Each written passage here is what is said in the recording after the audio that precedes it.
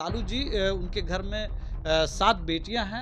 पता नहीं कल उस बयान के बाद उन्होंने अपनी बेटियों से भी नज़र मिलाया होगा कि नहीं, मुझे तो डाउट होता है। मैं तो बहुत अपमानित महसूस कर रहा हूँ इस बयान के बाद। नैतिकता का कोई स्तर बचेगा कि हम लोग अपने घर की बेटियों से भी नज़र मिला सकें? अपने बेटे को सत्ता में लाने का जो फ्रस्ट्रेशन है, वो फ्रस्ट्रेशन लालू जी को इस कदर नीचे जाने को मजबूर करता है, मैं तो हतप्रभ हूँ। मैं कल्पना ही नहीं कर सकता हूँ। डीए काफ़ी मजबूत हो रहा है। इस वजह से भी इस तरीके से बयानबाज़ी, ये फ्रस्ट्रेशन ये बयानों के ज़रिए दिख रहा है। लालू परिवार का जो इतिहास रहा है महिलाओं के प्रति, राबड़ी जी के शासनकाल में महिला और बच्चे सबसे ज़्यादा अपराध की शिकार हुई, चाहे वो बलात्कार की घटनाएं हों, चाहे घर पे जातीय दंगों की वजह से हमले हुए हों, सबसे ज़्यादा तो महिलाएं शिकार हुई।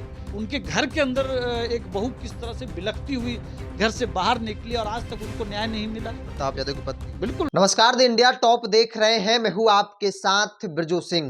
आरजेडी सुप्रीमो लालू प्रसाद यादव ने नीतीश कुमार की महिला संवाद यात्रा पर जो बयान दिया, जिसकी निंदा हर तरफ हो रही है और राजनीतिक तौर पर तमाम जो एनडीए के घटक दल हैं, उनके नेता यह पूछ रहे हैं कि ये क्या महिलाओं का सम्मान है। लालू प्रसाद यादव मानसिक तौर पर बीमार हो गए हैं, ऐसे में उनको माफी मांगनी चाहिए। उपेंद्र कुशवाहा ने भी कल देर रात सोशल मीडिया पर पोस्ट करते हुए उस बयान का निंदा किया और कहा कि लालू जी को माफी मांगनी चाहिए। लेकिन आरजेडी बैकफुट पर जाने को तैयार नहीं है। आरजेडी डंके की चोट पर कह रही है कि लालू यादव ने कुछ भी गलत नहीं कहा है। महिला सम्मान नीतीश कुमार ने सदन में क्या कहा था, उस वक्त लोग चुप क्यों थे। मेरे साथ आरएलएम उपेंद्र कुशवाहा के पार्टी प्रवक्ता है राहुल कुमार जी। आपके नेता ने कल ट्वीट किया और कहा कि लालू जी को माफी मांगनी चाहिए। यह बयान कहीं से भी सही नहीं है। आरजेडी तो करिए कि माफी, उसमें उन्होंने कुछ गलत कहा ही नहीं। महिला का सम्मान करते हो, लालू जी बड़े भाई हैं।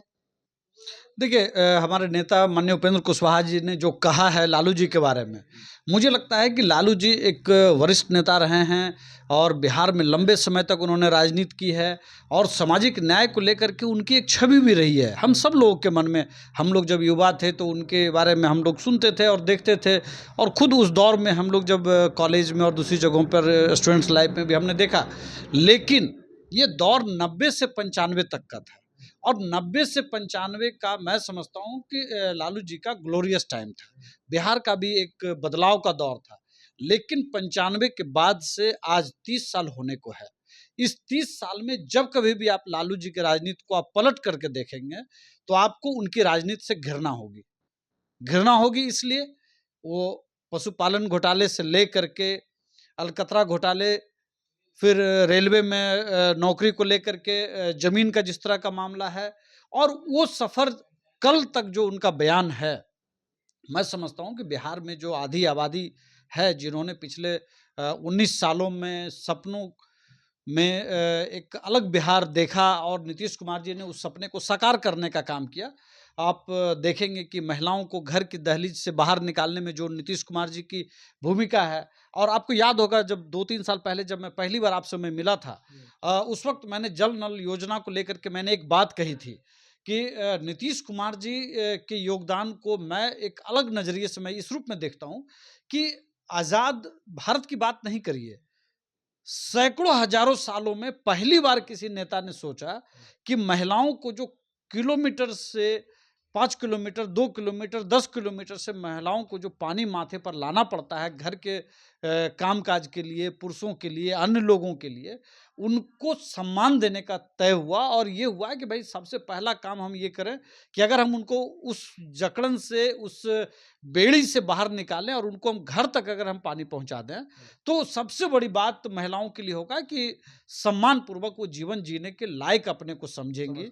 और वो चीज़ मैं समझता हूँ कि जो व्यक्ति इतनी बारीकी से महिलाओं के बारे में सोचता हो, उसके बारे में इतनी घृणित तरीके से कोई बात कही जाए, और वो भी लालू जी के जो सामाजिक बदलाव के आधार स्तंभ रहे हैं बिहार के अंदर, मैं उस योगदान को नहीं भूल सकता हूँ। लेकिन शायद एक जो पुरुषों की जो मानसिकता होती है, शायद लालू जी उनके घर में 7 बेटियां हैं। पता नहीं कल उस बयान के बाद उन्होंने अपनी बेटियों से भी नज़र मिलाया होगा कि नहीं, मुझे तो डाउट होता है।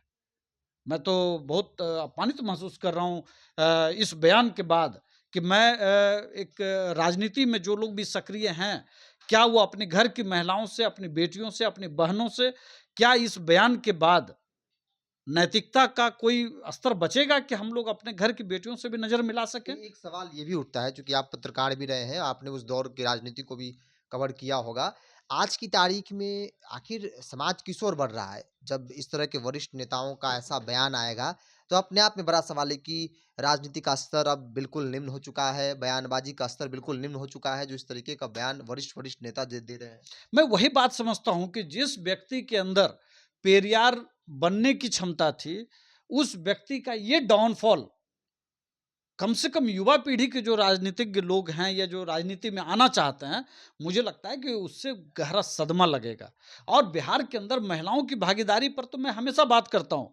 आपसे भी मैंने कई बार ये बात कही है कि अगर आज बिहार 10% का ग्रोथ रेट ले पा रहा है, तो उसमें जो सबसे बड़ी वजह है, जिसको लोग नहीं समझने को तैयार हैं, कि महिलाएं जब घरों से बाहर निकली और वो एक बड़े वर्क फोर्स के तौर पर, चाहे वो सब्जी बेचने का ही काम क्यों नहीं करती हो, चाहे वो खेतों में क्यों नहीं जाती हो, चाहे वो कपड़ा बनाने की फैक्ट्री में क्यों नहीं काम करती हो, वर्क फोर्स में जैसे ही महिलाओं की भागीदारी बढ़ी, जब बेटियों को साइकिल दिया गया, तो क्या बेटियां सिर्फ घर से बाहर निकली पढ़ने के लिए? क्या उसकी माँ काम करने के लिए उस साइकिल से नहीं गई? अगर आप देखेंगे बिहार के अंदर नीतीश जी को, मैं कह रहा हूं ना कि नीतीश जी को महिलाओं के तरक्की में जो योगदान है, उस पर एक अलग तरह का, मतलब आने वाले दिनों में, मैं अभी नहीं कह रहा हूँ, लेकिन अगले 10 सालों में, 20 सालों में शायद नीतीश कुमार जी के इस योगदान को एक अलग कहानी लिखी जाएगी और इसको हज़ारों साल तक इस योगदान को याद रखा जाएगा। लेकिन अपने बेटे को सत्ता में लाने का जो फ्रस्ट्रेशन है, वो फ्रस्ट्रेशन तेजस्वी परिवार को, या कहिए कि लालू जी को, इस कदर नीचे जाने को मजबूर कर रहा है, मैं तो हतप्रभ हूँ। मैं कल्पना ही नहीं कर सकता हूँ मैं लगता है कि भाई इस तरह उनको की लग बात। रहा है कि भाई एनडीए काफ़ी मजबूत हो रहा है। इस वजह से भी इस तरीके से बयानबाज़ी, ये फ्रस्ट्रेशन ये बयानों के ज़रिए दिख रहा है उनका। नहीं, निश्चित तौर पर मैं कहूँगा कि मैं एक अलग बात भी कहूँगा कि लालू परिवार का जो इतिहास रहा है महिलाओं के प्रति, वो जब आप देखेंगे कि 95 के बाद का जो पूरा दौर है, उसमें जब जातीय हिंसा बढ़ी, तो सबसे ज़्यादा कौन लोग टारगेट हुए? महिलाएँ और बच्चे हुए।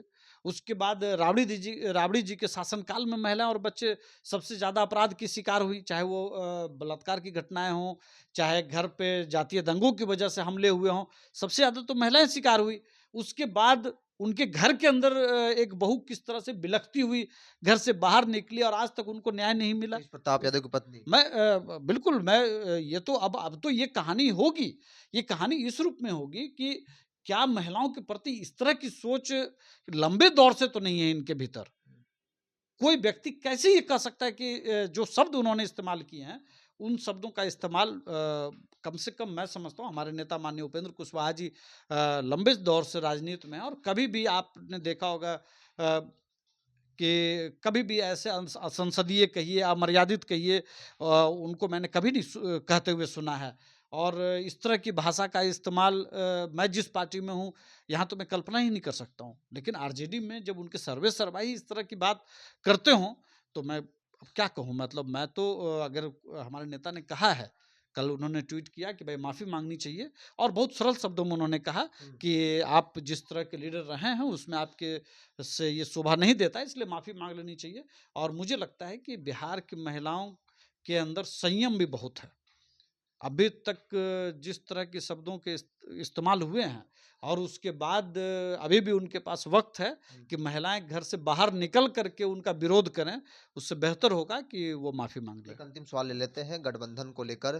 तिरहुत में जेडीयू की आप लोगों की हार हो गई।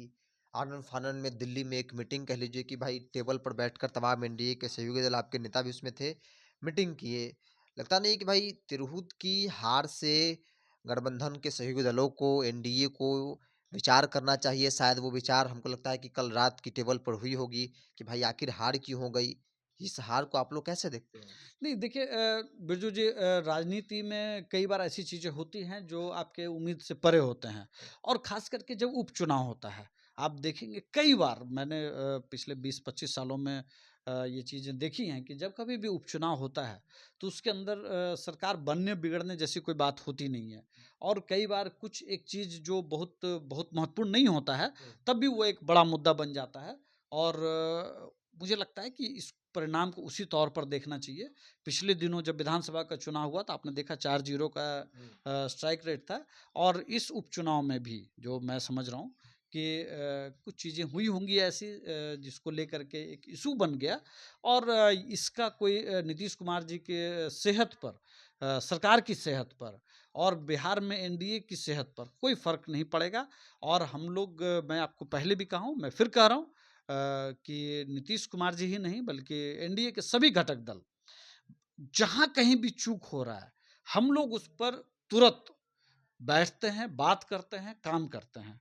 और निश्चित तौर पर हमारे एनडीए के जो वरिष्ठ नेता लोग हैं, निश्चित तौर पर तिरहुत को भी विचार करेंगे कहाँ पर चूक हुई, कैसे ये चीज़ें हुई।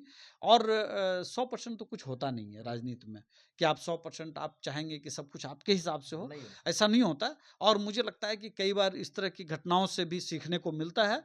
तो एनडीए के लिए भी एक सबक है कि कहाँ चूक हुआ उस पर हम विचार करें और इसको तुरंत दूर करें, ताकि आने वाले चुनाव में इस तरह की कोई परेशानी नहीं हो। चलिए, तिरहुत की हार के बाद एनडीए के सामने सवाल है कि भाई आखिर कैसे हो गया। इस परिणाम के बारे में कभी किसी ने कल्पना भी नहीं किया होगा कि ऐसा भी स्थिति जनता दल एनडीए गठबंधन की होगी। बहरहाल चर्चा की शुरुआत लालू प्रसाद यादव के बयान को लेकर है, और चर्चा के अंत भी इन्हीं सवालों के साथ कर रहे हैं कि क्या आज की राजनीति में नेताओं के जो बयान है, शब्दों की मर्यादा नेता खो चुके हैं। चूंकि लालू प्रसाद यादव जैसे वरिष्ठ नेता अगर इस तरीके से महिलाओं को लेकर, नीतीश कुमार को लेकर टीका टिप्पणी करते हैं, तो अपने आप में एक बड़ा सवाल हो जाता है। इन सवालों से आप क्या सोच रहे हैं, आपका क्या जवाब है, कमेंट्स बॉक्स में अपनी प्रतिक्रिया जरूर रखें। इस खबर, इस पूरी रिपोर्ट में इतना ही। बहुत बहुत धन्यवाद।